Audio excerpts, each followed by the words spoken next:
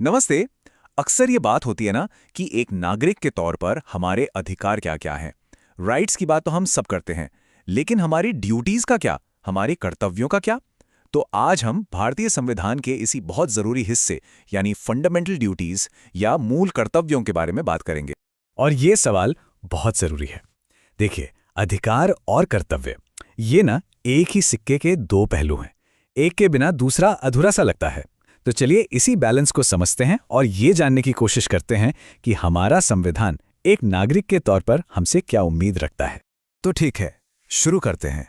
अब इससे पहले कि हम एक एक करके उन 11 ड्यूटीज की लिस्ट देखें, ये समझना जरूरी है कि आखिर ये हैं क्या और ये हमारे संविधान में आए कहां से।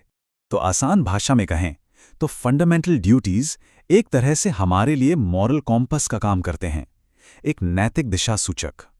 ये बस हमें याद दिलाते हैं कि एक अच्छा नागरिक होने का मतलब सिर्फ अपने अधिकारों को एंजॉय करना नहीं है।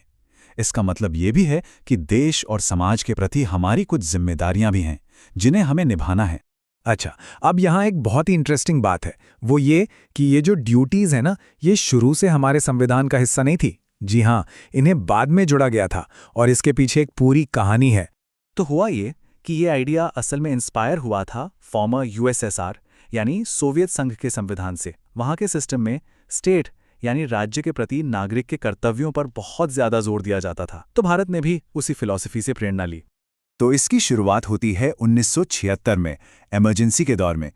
उस वक्त स्वर्ण सिंह कमेटी बनाई गई थी और इसी कमेटी ने सिफारिश की कि नागरिकों को उनकी जिम्मेदारियों की याद दिलाने के लिए संविधान में ड्यूटीज का एक सेट होना चाहिए। और बस इसी सिफारिश पर 42nd अमेंडमेंट के जरिए 10 फंडामेंटल ड्यूटीज को संविधान में जोड़ दिया गया। और फिर काफी बाद में साल 2002 में एक 11वीं ड्यूटी भी इसमें शामिल की गई। तो अब बात करते हैं उन 11 कर्तव्यों की जो हर भारतीय नागरिक से एक्सपेक्ट किए जाते हैं। अब देखिए, एक साथ 11 के 11 याद रखना थोड़ा मुश्किल हो सकता है ना, तो समझने में आसानी हो इसलिए हमने इन्हें कुछ ग्रुप्स में बांट दिया है। और ये जो है, ये संविधान से लिया गया वो हिस्सा है जहां इन सभी ड्यूटीज को लिस्ट किया गया है, मतलब जानकारी सीधे सोर्स से। तो जो पहला ग्रुप है वो है राष्ट्र और संविधान के प्रति हमारे कर्तव्य। इसमें पहले 4 ड्यूटीज आते हैं जो सीधे सीधे हमारे देश, हमारे संविधान, तिरंगे, राष्ट्रगान और आज़ादी की लड़ाई के जो आदर्श थे उन सबका सम्मान करने की बात करते हैं। इसके बाद जो अगला ग्रुप है वो समाज और पर्यावरण के प्रति हमारी जिम्मेदारियों की बात करता है, जैसे आपस में भाईचारा बढ़ाना, हमारे देश की जो मिलीजुली संस्कृति है जिसे कॉम्पोजिट कल्चर कहते हैं उसे सहेजना, अपने एनवायरनमेंट मतलब जंगल, झीलें, नदियां, इन सब की रक्षा करना, और हाँ, पब्लिक प्रॉपर्टी को नुकसान ना पहुंचाना और हिंसा से दूर रहना। फिर आते हैं वो कर्तव्य जो सेल्फ इंप्रूवमेंट पर फोकस करते हैं। ये हमें कहते हैं कि हम एक साइंटिफिक सोच रखें, ह्यूमनिस्ट बने और हमेशा नई चीजें सीखने की कोशिश करें। साथ ही चाहे कोई काम अकेले कर रहे हों या टीम में, हमेशा एक्सीलेंस मतलब अपना बेस्ट देने की कोशिश करें। और अब बारी है 11वें कर्तव्य की। याद होगा, ये बाद में जोड़ा गया था। इसका एक खास महत्व है। ये जो ड्यूटी है ये सीधे सीधे राइट टू एजुकेशन यानी शिक्षा के अधिकार से जुड़ी है। ये हर माता पिता या गार्डियन पर यह जिम्मेदारी डालता है कि वो अपने 6 से 14 साल के बच्चे को शिक्षा का मौका जरूर दें। तो एक तरह से ये शिक्षा को सिर्फ एक अधिकार नहीं बल्कि एक साझा जिम्मेदारी बना देता है।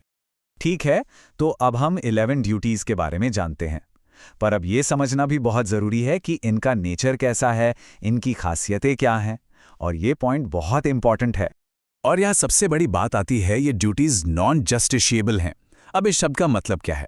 इसका सीधा सा मतलब है कि इन्हें कानून के जरिए लागू नहीं किया जा सकता। मतलब अगर कोई इन कर्तव्यों का पालन नहीं करता तो उसे अदालत में नहीं घसीटा जा सकता।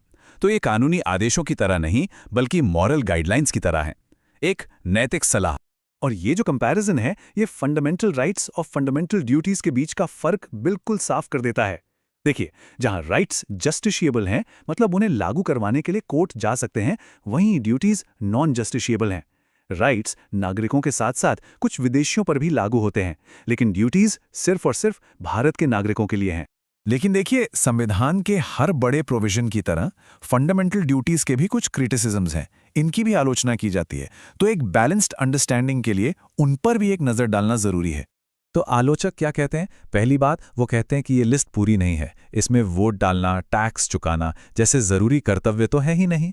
दूसरी आलोचना यह है कि कुछ ड्यूटीज़ की भाषा बहुत वेग है, मतलब साफ नहीं है, जैसे उच्च आदर्श या सामाजिक संस्कृति, इनका ठीक ठीक मतलब क्या है? और सबसे बड़ा क्रिटिसिज्म तो वही है कि अगर ये नॉन जस्टिशेबल हैं तो फिर ये सिर्फ नैतिक उपदेश बनकर नहीं रह जाते। और हम इस चर्चा को यहीं एक सवाल पर छोड़ते हैं कि एक आदर्श नागरिक बनने के लिए क्या केवल संविधान में लिखे कर्तव्य ही काफी हैं, या नागरिकता की भावना इनसे कहीं ज्यादा बड़ी और गहरी जिम्मेदारी है? इस पर विचार जरूर करना चाहिए।